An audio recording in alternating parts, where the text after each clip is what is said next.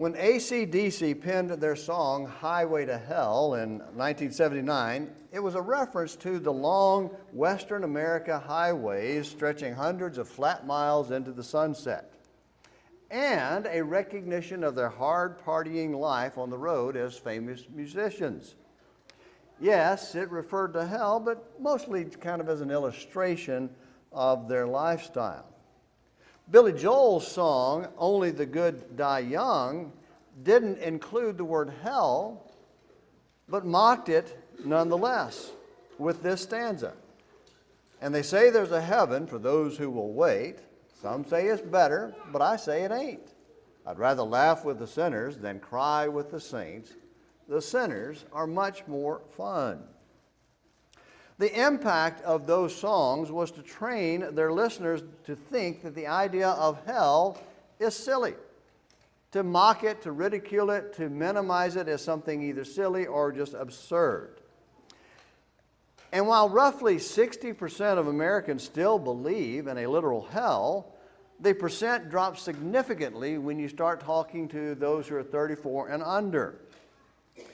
The interesting thing, though, is that the songs shaped and formed the thinking, or helped shape and form the thinking of their parents instead of them, because they preceded them by a generation.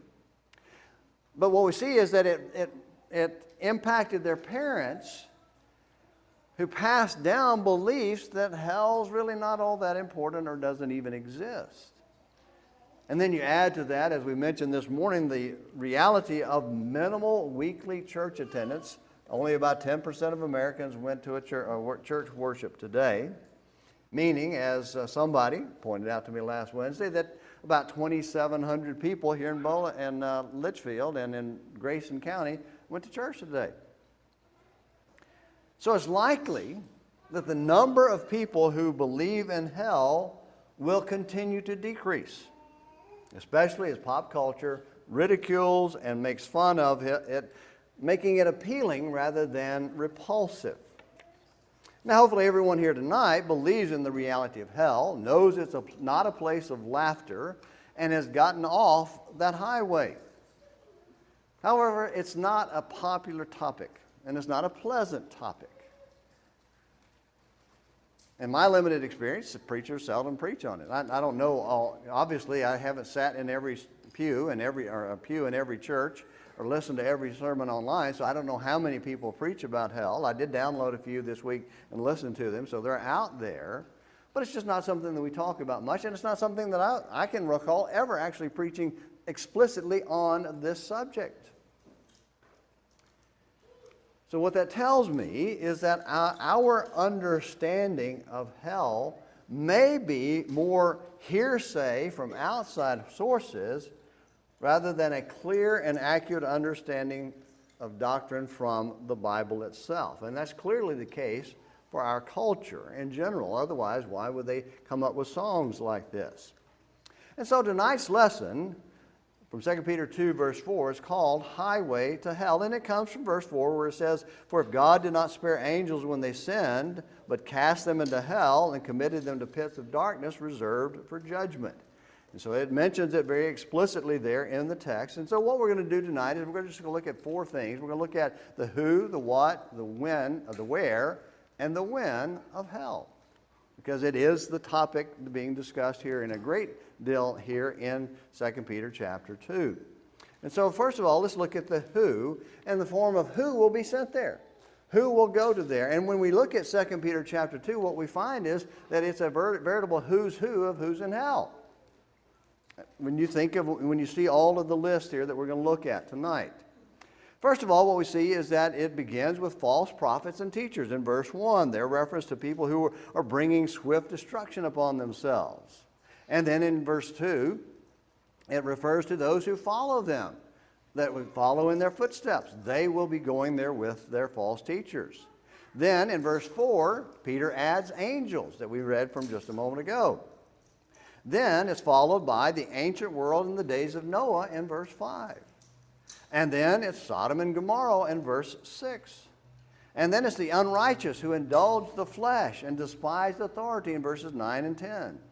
And then it's Balaam and those who follow his path of greed there in verse 15, and ended with the once saved people who fell away in verse 20 that we talked about this morning. This morning, I want you to look at verse 20. This morning we looked at verse 21. Tonight I want us to look at verse 20. He has a little bit more to say about this. He says, "For if after they have escaped the defilements," these are people who have been saved, "the defilements of the world by the knowledge of the Lord and Savior Jesus Christ, they are again entangled in them and are overcome. The last state has become worse for them than the first." And so what he's talking about here is there were a group of people, the Christians who are people who are lost, they were sinners, they were saved, they became Christians, the followers of Christ, and then they fell away. And he says their second condition is worse than the first condition, which was lost. So it's not an idea of they'll be in heaven and things will be bad for them in heaven with the once saved, always saved doctrine of the world, but that they will be in hell and it'll be worse. And we'll explain why in just a moment. Now, in case somebody says, well, that's Peter. Peter was being petulant here. He was in a bad mood and he was just ripping into people and false teachers. Well, it's not just Peter. Jude says this many things as well about those who are lost and bound for hell. In fact, if you'll turn over to Jude, this comes right before the book of Revelation, just a couple of pages over in your New Testament. Jude adds unbelievers to this category. Verse 5. "Now I desire to remind you, though you know all things once for all, that the Lord, after saving a people out of the land of Egypt, subsequently destroyed those who did not believe." So Jude expands on those who are lost. The people who came out of Egypt that didn't trust God, didn't obey God, didn't believe in God, didn't have faith, they were destroyed. So that's the idea of unbelievers are added to those who will suffer this destruction. And then in verses 14 through 16, he expands it even further to include just a bunch of different people. Verse 14 of Jude, he says, "It is also about these men that Enoch, in the seventh generation from Adam, prophesied, saying, Behold, the Lord came with many thousands of his holy ones to execute judgment upon all, and to convict all the ungodly of their ungodly deeds, which they have done in an ungodly way, and of all the harsh things which ungodly sinners have spoken against him." So you got ungodly 4 times in that verse. And then he adds in verse 16, "These are grumblers, finding fault." Ever do any grumbling, fault finding? This passage might make you want to have to rethink that. "Following after their own lusts, they speak arrogantly, flattering people for the sake of gaining an advantage." And so this expands the category. This expands the category of the unsaved, or those who are being cast into hell, to the unbelievers and the ungodly. It's a very, very broad category of people. So you got Peter and Jude. But as if that was not enough, Jesus, who spoke more about hell than anyone else, expanded the list to include those who hinder others and are lawless. Look over in Matthew chapter 13. Look at Matthew chapter 13. Matthew 13, he says this here, and this is in the parable of the tares and the wheat, and his explanation of that in verses 41 and 42. He says, talking about at the end of time, he said, "The Son of Man will send forth his angels, and they will gather out of his kingdom all stumbling blocks." That's somebody that makes other people sin. "And those who commit lawlessness, and will throw them into the furnace of fire. In that place there will be weeping and gnashing of teeth." And so he expands the list of who will be in hell to those who cause other people to sin. And in another passage that might make us want to think carefully about how we conduct ourselves is Matthew chapter 25. In Matthew 25, he includes the uncaring. People just don't care about other people.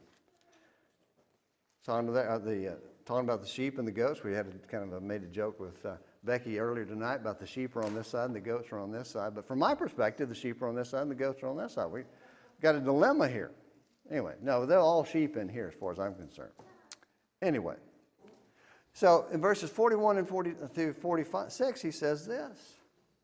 "Then he will also say to those on his left, Depart from me, accursed ones, into the eternal fire which has been prepared for the devil and his angels. So now he says they're accursed. Well, who's accursed? That's got to be awful, evil, wicked people, right?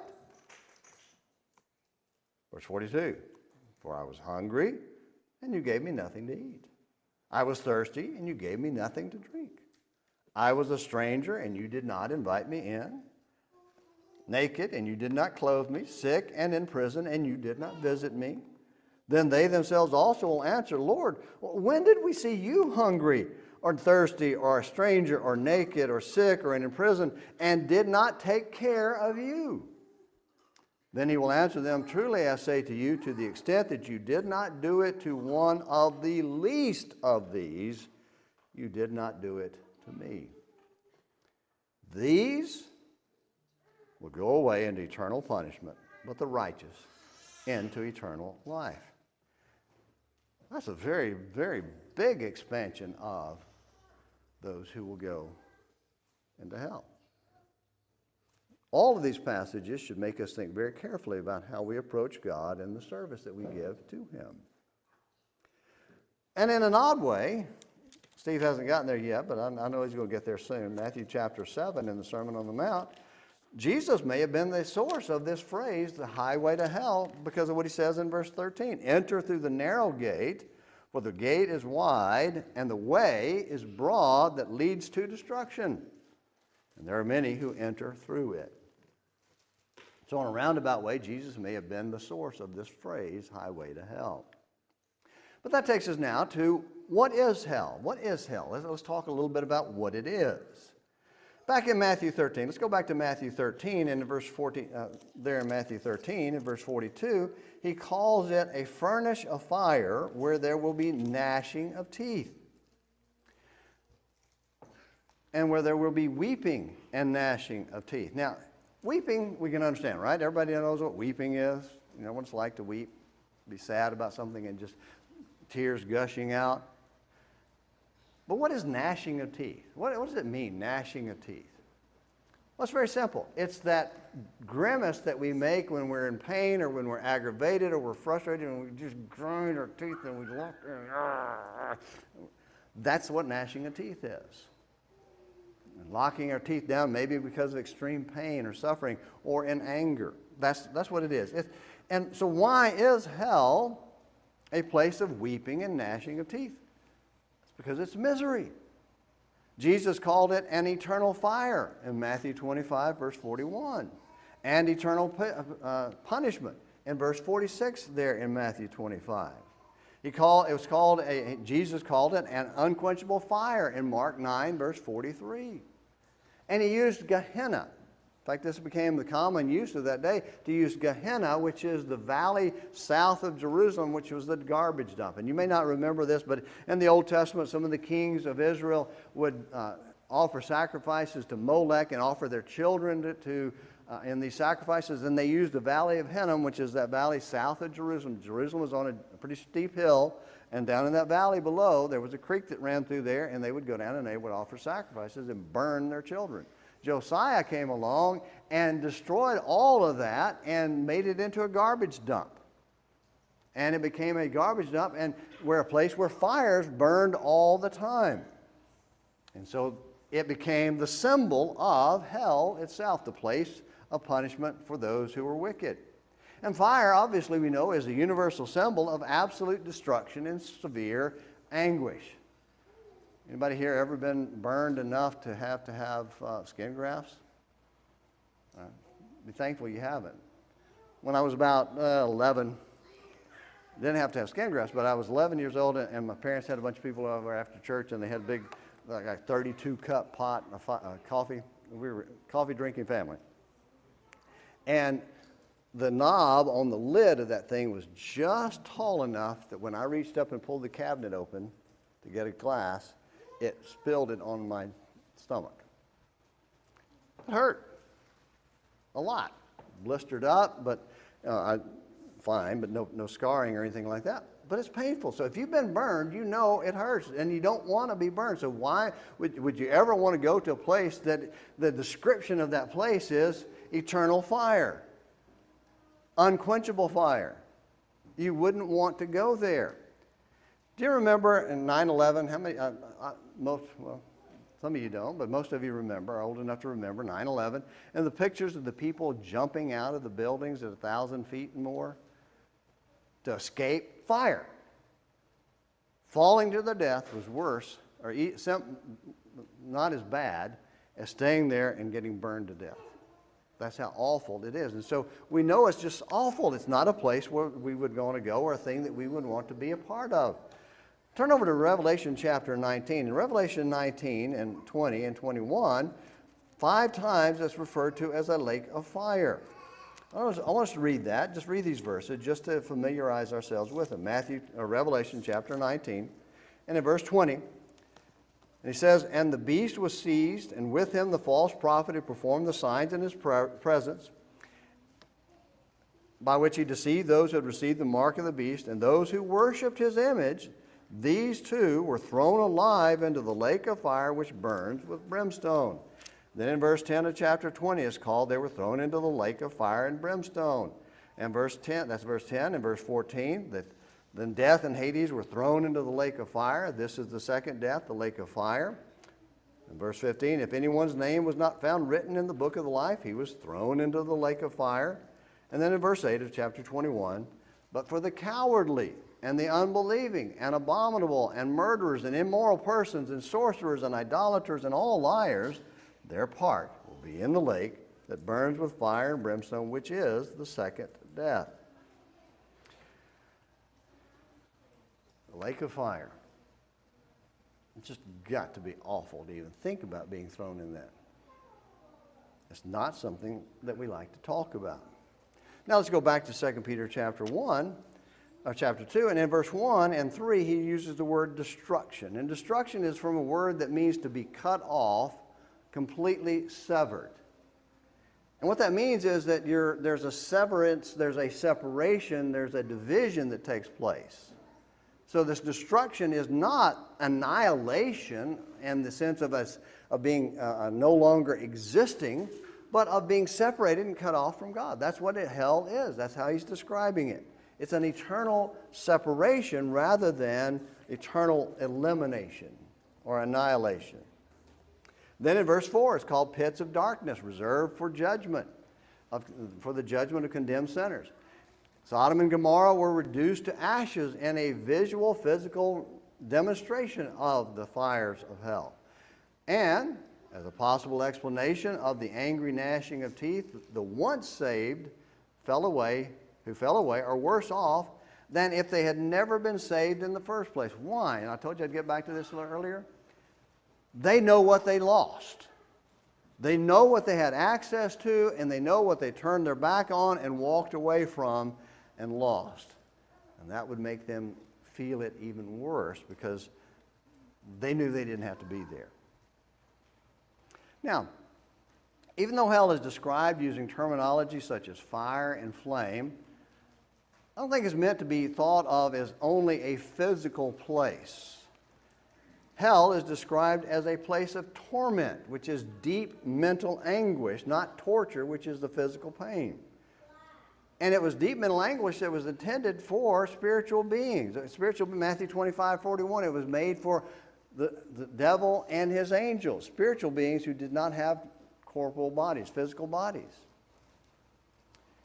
So what that tells us, or at least it tells me, and what I think is, and what I've read from most people, is that hell is described as an eternity of conscious guilt, or conscious, guilty, shameful separation from God. Because when we think about hell, when we think about where we are and where we are not, we are separated from God in all forms of goodness, and it's worse than a purely physical place or a mere fiery inferno. It's the place where sinners suffer alone and lament what they could have had by faith. That's worse than actual fire. Yeah.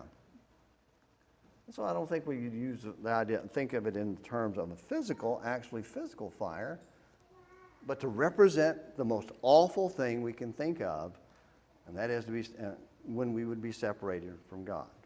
And that leads us to the next question, and that was, where is hell? Well, obviously it's not south of Jerusalem in the Valley of Hinnom. The Bible simply does not tell us where, so let's not get hung up on seeking a place on a map or a general or geographical location. Just know that hell is a literal place of real torment for all eternity, and make sure you don't go there. Other than that, don't have much to say about where it might be. It's just I don't know where it is. But I do know I don't want anybody to go there, and I don't want to go there. And that brings us to a last question. When will the lost be cast into hell? And this, too, is not as clear as we would like. The parable of the rich man and Lazarus indicate that they both immediately went to the realm of the dead when they died. But the rich man found himself in Hades in torment, while Lazarus was being comforted in Abraham's bosom. That's in Luke chapter 16, and it was particularly verse 23. And what that tells us is that at death, we immediately enter either punishment or comfort. Our eternal destiny is determined before we die. Or at death, it is settled. It's determined. There's no going back. And Revelation 20, verse 14, we pointed out earlier, says that at the final judgment, death and Hades are cast into the lake of fire, and that judgment is called the second death. And so that's where is hell.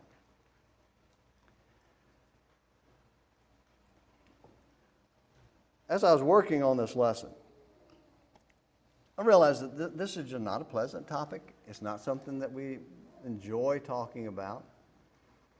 And in fact, it seems like there's almost an antipathy toward talking about it at all. Because, well, we don't want to scare people into becoming Christians. Well, let me ask you a question. Don't answer it out loud. How many of you became Christians because you didn't want to go to hell? And then as you grew and matured, you learned not only do you not want to go to hell, you want to go to the opposite place of hell. And so why would we who feel that way when we become Christians become upset when it's talked about? Because there may be somebody else who needs to know there's a place you just don't want to go. And obviously, we can't answer every question. I don't know the answer to every question. Don't pretend to know the answer to every question. And so we're just going to end there with these four questions: the who, the what, the where, and the when. And so let's wrap up as we draw our lesson to a conclusion with this important question. Is hell your eternal destiny, or are you among those God graciously rescues? It's an important question. We're in 2 Peter. Let's go back to verses 4 through 9. And I'm not going to read the text, but I just want to point out some things here. First of all, he says in verse 4, this is kind of a passage that's building to a point. He starts off in verse 4, for if God did not spare, and he talks about angels. In verse 5, and did not spare the ancient world. Verse 6, and he condemned the citizens of the cities of Sodom and Gomorrah. So it's pointing out God's judgment. God did not spare in judgment. So it's pointing us to and making us think about judgment. But then he says in verse 7, if he rescued. This is where he's going with this. If he rescued Lot, as he described here in verses 7 and 8. But then the conclusion is in verse 9. The Lord knows how to rescue the godly. That means the Lord knows how to rescue you. So whatever and wherever hell is, you do not have to go there. None of us do. What we do have to do to escape it is want to go to heaven. And he tells us how we can do that by believing in Jesus and repenting of our sins, confessing his name, and being baptized. And then living a faithful life, pursuing the good things that we talked about this morning, and pursuing heaven itself. If we can help you do that tonight in any way, please come while we stand and while we sing.